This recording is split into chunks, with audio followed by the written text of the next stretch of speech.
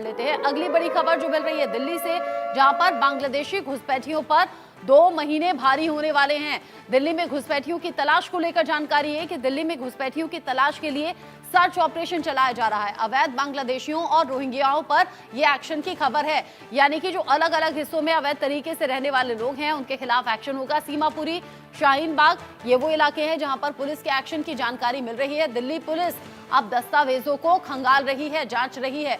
दस्तावेजों को खंगाला जा रहा है, ये देखा जा रहा है कि अवैध तरीके से रहने वाले रोहिंग्या कहां कहां रह रहे हैं। ये जो रोहिंग्या आकर बस गए हैं उन तक पहुंचने का काम भी पुलिस का, जगह जगह चेकिंग अभियान चल रहा है। रोहिंग्या को लेकर ये सबसे बड़ी खबर है और रोहिंग्या को लेकर दिल्ली पुलिस की बड़ी कार्रवाई भी है। अवैध बांग्लादेशियों और रोहिंग्याओं पर एक्शन की जानकारी। सीमापुरी और शाहीन बाग के ऐसे इलाके जहां मिल रहा है अपडेट कि गलत तरीके से, अवैध तरीके से लोग आकर बस गए हैं। इसमें अवैध तरीके से बांग्लादेशियों के, रोहिंग्याओं के बसने की खबर है। अब ऐसे में देखिए आप, जगह जगह, गली गली, नुक्कड़ नुक्कड़ जाकर सभी का आई कार्ड चेक किया जा रहा है, पहचान पत्र देखा जा रहा है, खंगाला जा रहा है कि कौन कब कहां से, कितने दिन से, पिछले कितने दिन से यहां पर रह रहा है। दिल्ली में घुसपैठियों की तलाश में यह सर्च ऑपरेशन जारी है, क्योंकि लगातार इस तरह की खबरें निकलकर सामने आ रही हैं कि अवैध तरीके से घुसपैठिए यहां घुसे हैं और पिछले कई साल से रह भी रहे हैं। अब इन खबरों को और ज्यादा इस मामले में तफ्तीश दिल्ली पुलिस की आगे बढ़ती हुई नजर आ रही है। दिल्ली में घुसपैठियों की तलाश के लिए ही जगह जगह ये सर्च ऑपरेशन जारी है, या फिर ये कहिए कि तलाशी अभियान एक तरीके से चल रहा है।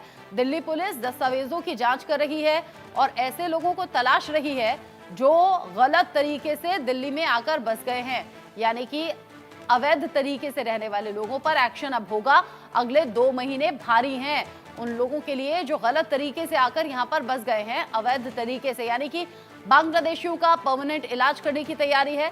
रोहिंग्याओं पर यह एक्शन की सबसे बड़ी तैयारी है। दिल्ली में कागज दिखाने पड़ेंगे, आई कार्ड, पहचान पत्र दिखाना होगा, वरना दिल्ली से बाहर निकलने का रास्ता अब सीधे तौर पर तय कर दिया गया है। दिल्ली पुलिस दस्तावेजों को खंगाल रही है, जांच रही है और दिल्ली में जहां जहां घुसपैठिए पकड़े जाएंगे वहां होगी बड़ी कार्रवाई।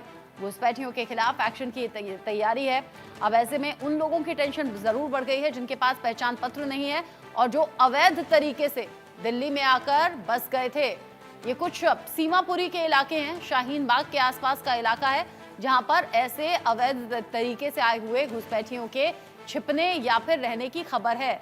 दिल्ली पुलिस ऐसे ही लोगों को ढूंढ रही है ताकि एक्शन उनके खिलाफ हो सके और इसीलिए रैंडमली कहीं भी जा रही है जहां पर जानकारी मिल रही है और वहां लोगों के पहचान पत्र देखे जा रहे हैं। जिस तरीके से दिल्ली में ये बड़ा ऑपरेशन चल रहा है, देश के अलग अलग हिस्सों को लेकर भी जानकारी है कि जहां जहां अवैध तरीके से घुसपैठिए रह रहे हैं, रोहिंग्या या फिर बांग्लादेशियों के रहने की खबर है, वहां पर एक्शन हो गया है तेज। मेरे साथ में मेरे 2 कुलीग जुड़ गए हैं। एक आदित्य कुमार मेरे साथ दिल्ली से जुड़े हुए हैं, सीनियर कुलीग अजय जांडिया जम्मू से मेरे साथ में जुड़े हुए हैं। दोनों से ही ताजा अपडेट मैं ले लूंगी। सबसे पहले आदित्य, आपका रुख करते हुए, दिल्ली में सीमापुरी, शाहीन बाग के इलाकों में पुलिस जगह जगह पहुंच रही है, वो तस्वीरें भी हम लगातार दिखा रहे हैं जहां आई कार्ड चेक किए जा रहे हैं। कोई बड़ा एक्शन होने वाला है क्या? कोई बड़ी तैयारी है क्या? जी रचना, बिल्कुल आपने सही कहा कि दिल्ली पुलिस कुछ बड़ा काम करने की बड़ी तैयारी में है। अभी मैं मौजूद हूँ कालिंदी कुंज के पास में और कालिंदी कुंज के पास में सबसे पहले यहाँ पर चेकिंग अभियान जो है वो शुरू किया गया था। पूरे दिल्ली में इस तरीके का अभियान जहाँ जहाँ पर भी आशंका है कि अवैध तरीके से बांग्लादेशी या रोहिंग्या रह रहे हैं उन सभी जगहों पे औचक निरीक्षण किया जा रहा है और औचक निरीक्षण करने के बाद वहाँ पे जो रहने वाले लोग हैं उन लोगों के कागजात जो हैं, रेसिडेंशियल जो डॉक्यूमेंट्स हैं या आधार कार्ड है वो चेक किया जा रहा है। कई ऐसे लोग जो है संदिग्ध पाए गए हैं जिनकी जांच की जा रही है। जैसे सीलमपुर का जो इलाका आपने बताया, सीलमपुर के जो जितने भी झुग्गी झोपड़ी हैं उसमें कई ऐसे लोग मिले हैं जिनके आधार कार्ड पे उनके पिता या उनके परिवार में जो पति का नाम होता है वो नहीं है, सिर्फ उनके एड्रेस दिया गया है, उनका अपना नाम दिया गया है। इससे जो है आशंका और ज्यादा गहरा रही है और दिल्ली पुलिस इस सब मामले को देखते हुए जांच कर रही है। अभी तक सीलमपुर इलाके में, कालिंदी कुंज इलाके में और कुछ खजूरी खास जो इलाका है वहां पर इस तरीके की जो है जांच की जा रही है। लगातार दिल्ली पुलिस जांच कर रही है, क्योंकि एलजी ने चिट्ठी लिखी थी सीपी को और अथॉरिटीज को सबको, और उनको कहा था कि जिस तरीके से दिल्ली में अवैध कब्जा जो है बांग्लादेशियों का या रोहिंग्याओं का जो अवैध अतिक्रमण जो वो कर रहा था, अधिक अवैध तरीके से जो रह रहे हैं, उसके ऊपर में सख्त कार्रवाई की जानी चाहिए। जिसके बाद दिल्ली में एक अभियान शुरू किया गया था, और ये एक पॉलिटिकल मोटिव भी बताया जा रहा है, क्योंकि जिस तरीके से आम आदमी पार्टी और भाजपा एक दूसरे के आमने सामने है, भाजपा ने आरोप लगाया था कि हो सकता है कि आम आदमी पार्टी की जो गवर्नमेंट है वो अपनी मतदाताओं की संख्या बढ़ाने के लिए, वोटर्स की संख्या बढ़ाने के लिए वो रोहिंग्याओं का इस्तेमाल कर सकते हैं। रोहिंग्याओं का आधार कार्ड और रोहिंग्याओं का जो वोटर आईडी कार्ड है वो बनवा करके उनको मतदान में इस्तेमाल कर सकते हैं। इस सब को देखते हुए दिल्ली पुलिस जो लगातार कार्रवाई कर रही है, और हो सकता है क्योंकि इंटरनली जो सोर्स दिल्ली पुलिस के बता रहे हैं वो संख्या जो है पता कर रही है कि आखिर कितने लोग संदिग्ध हैं या कितने लोगों के पास डॉक्यूमेंटेशन नहीं है, उसके बाद जो उनके ऊपर अलग अलग इलाके दिल्ली के आदित्य ने बताए जहां पर पुलिस पहुंच गई है और आई कार्ड चेक किए जा रहे हैं, और हाँ, कई लोग संदिग्ध अब तक मिले हैं, और यहाँ बड़े एक्शन की तरफ ये इशारा भी दिल्ली पुलिस का नजर आ रहा है। यानी कि आने वाले वक्त में जब दिल्ली में इलेक्शंस की तैयारी है उससे ठीक पहले ये बड़ी कार्रवाई। लेकिन ऐसा नहीं है कि दिल्ली में ही ये कार्रवाई है। जम्मू से मेरे साथ में मेरे सीनियर कुलीग अजय भी है। अजय, आपने रोहिंग्याओं को लेकर कई ऐसी रिपोर्ट्स भी फाइल की हैं जो आंखें खोल देने वाली हैं। अब ऐसे में कोई बड़ा एक्शन क्या जम्मू में भी होने वाला है?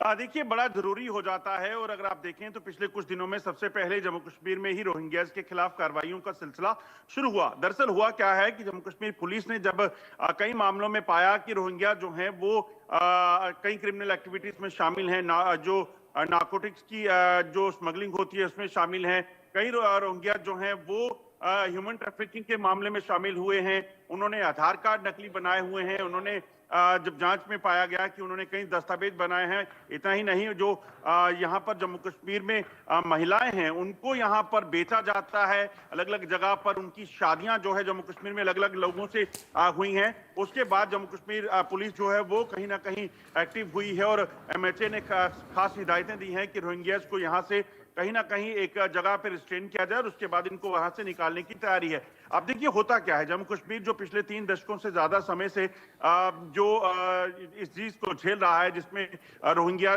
की बात की, जो आतंकवाद को झेल रहा है, उसमें रोहिंग्या जो है वो एक बड़ा टूल हो सकते हैं। क्योंकि ये रोहिंग्या जो है इनके पास ना तो यहाँ कोई जमीन है, ना कोई प्रॉपर्टी है, ना इनको किसी से कोई लगाव है, ना कोई रिश्ता है।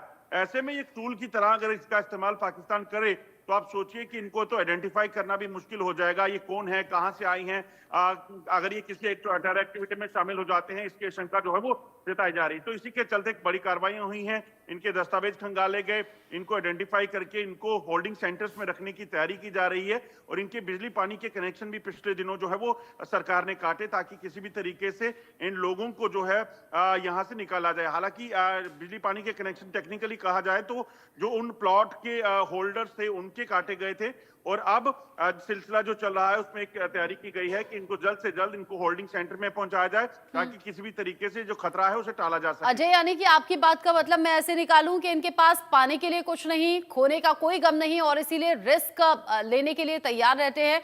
और क्या इन्हीं इरादों से हिंदुस्तान में आए होंगे? देखिए, बिल्कुल जिस तरीके से अगर आप देखें तो जम्मू कश्मीर में इनकी एंट्री जो हुई है, भारत में इनकी जो एंट्री हुई है, ये तभी हुई जब जम्मू कश्मीर में आतंकवाद का दौर जो है वो तेज हुआ। 14 साल पहले इन लोगों ने जो है वो जम्मू कश्मीर में दाखिल हुए थे, और इससे पहले ये दिल्ली और बाकी देशों में देश के हिस्सों में पहुंचे। तो ऐसे में ये साफ आशंका है कि इनका मकसद जो इनको यहाँ पहुंचाने का है वो गलत हो सकता है। जैसे अभी बांग्लादेश में शेख हसीना की गवर्नमेंट को टॉपल किया गया है, तो शेख हसीना की गवर्नमेंट टॉपल होने के बाद जो है अब ये जानकारियां मिल रही हैं कि वहां पे लगभग 1 मिलियन के करीब जो रोहिंग्या जो है वो आपको बता दूं कि ये पहुंचे हुए हैं, बांग्लादेशी में जो है वो पहुंचे हुए हैं। तो ऐसे में वहां ये क्या कर रहे हैं, तो ये तमाम चीजें जो है वो बड़ी गलत सी चीज की ओर इशारा करती हैं। कहीं ना कहीं ये नॉन स्टेट एक्टर पाकिस्तान का एक वर्ड है। जब भी कोई टेररिस्ट मारा जाता है, पकड़ा जाता है, तो पाकिस्तान उसको वापिस नहीं लेता, वो पाकिस्तानी भी हो तब भी, और बाद में उसे कहता है कि ये नॉन स्टेट एक्टर हैं जो बॉर्डर पर घुसपैठ करते हैं, हमारा इससे कोई लेना देना है नहीं। तो ये नॉन स्टेट एक्टर जो हैं, ये इनको अगर बना दिया गया तो भारत सुरक्षा एजेंसियों के लिए काफी दिक्कत हो सकती है। ठीक है, आपने